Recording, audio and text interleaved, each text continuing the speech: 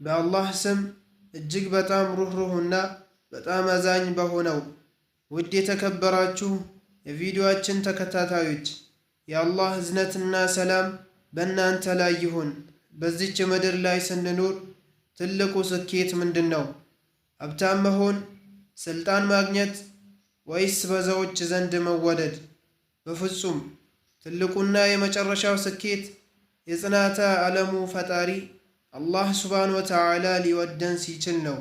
አላህ አንተን ወይም አንቺን ቢወድሽ ምን ሊፈጠር እንደሚችል አስበኸው ታውቃለህ?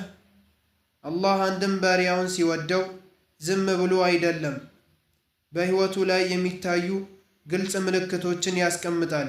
ዛሬ በዚህ ቪዲዮ አላህ ሲወደን በባሪያችንና በሕይወታችን ላይ የሚታዩ 5 ታላላቅ ምልክቶች በቁርአንና በሐዲስ አስደግፈን እንመለከታለን።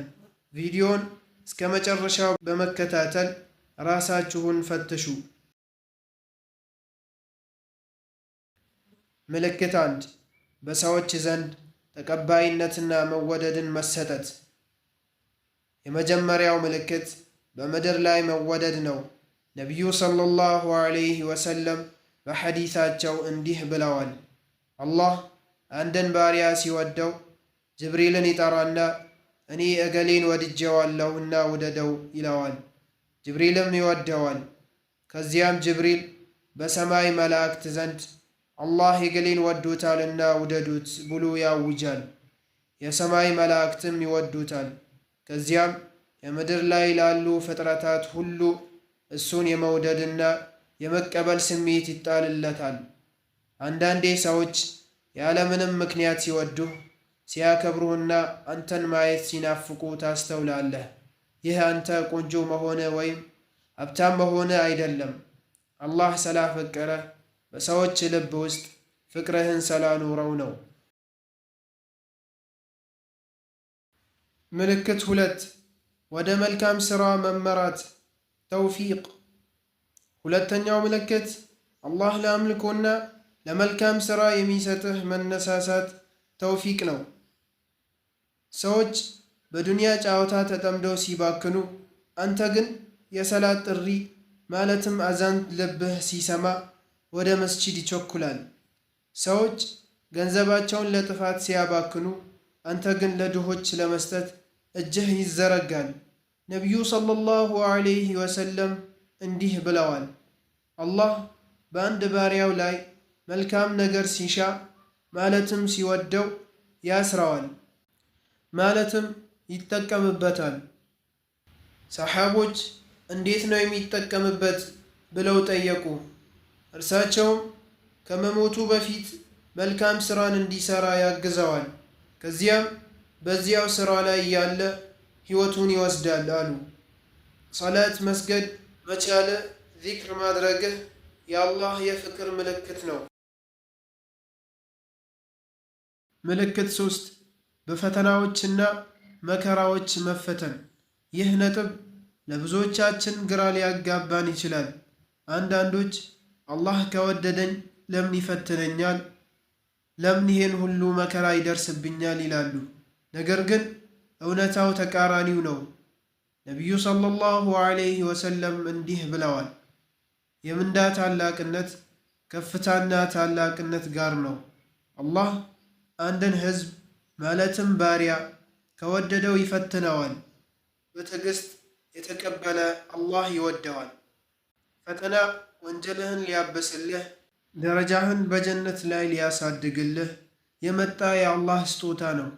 በሽታ፣ የገንዘብ ማጣት ወይም የሰው መራቅ ሲገጥምህ አላህ እየጠበቀ እንደሆነ እወቅ። አራተኛው ምልክት ከዱንያ ጥፋቶችና ወንጀሎች መጠበቅ። አራተኛው ምልክት አላህ ከኃጢአት መጠለያ መሆኑ ነው።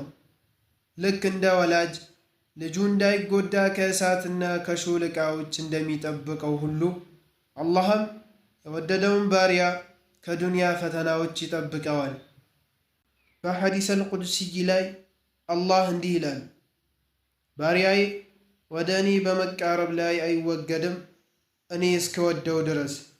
እናም በወደድኩት ጊዜ የሚሰማበት ጆሮ፣ የሚያይበት አይኑ፣ የሚጨበጥበት እጁ፣ የሚራመድበት እግሩን እሆንለታለሁ። ይህ ማለት አይንህ ሐራም እንዳያይ፣ እግርህ ወደ ወንጀል እንዳይራመድ አላህ ይጠብቀሃል። ወንጀል ለመስራት ስታስብ ሕሊና የሚወቅስህ ከሆነ ይህ አላህ ስለሚወድህ ሊያጣ ስላልፈለገ ነው። አምስተኛው ምልክት የዋህነት፣ እዝነትና ትዕግስትን መታደል። አምስተኛውና የመጨረሻው ምልክት አላህ በልብህ ውስጥ የሚዘራውን የዋህነትና እዝነት ነው። ነቢዩ ሰለላሁ ዐለይሂ ወሰለም እንዲህ ብለዋል፣ አላህ ለአንድ ቤተሰብ ወይም ባሪያ መልካምን ነገር ሲሻለት ፍቅርን፣ የዋህነትንና ገርነትን ይሰጣቸዋል። ቶሎ የማይቆጣ፣ ሰዎችን ይቅር የሚል፣ ለድሆችና ለደካሞች የሚራራ ልብ ካለህ አላህ ውድ ስጦታውን ሰጥቶሃል።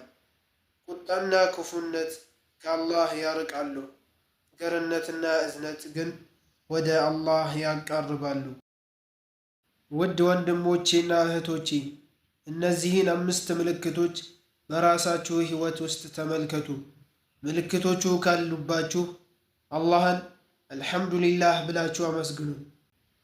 ይበልጥ ለመጽናት ሞክሩ። ከጎደለባችሁ ደግሞ ዛሬውኑ ወደ አላህ በመመለስ ዱዓ በማድረግና እሱን በመታዘዝ ፍቅሩን ፈልጉ። አላህ ከሚወዳቸውና በሰማይም በምድርም ተቀባይነት ካላቸው ባሪያዎቹ ያድርገን። ቪዲዮ ከተመቻችሁ ለሌሎችም እንዲደርስ ላይክ እና ሼር ማድረጋችሁን አትርሱ። ለቻናላችን አዲስ ከሆናችሁ ሰብስክራይብ በማድረግ ቤተሰብ ይሁኑ። ወሰላሙ ዓለይኩም ወረሕመቱላሂ ወበረካቱ።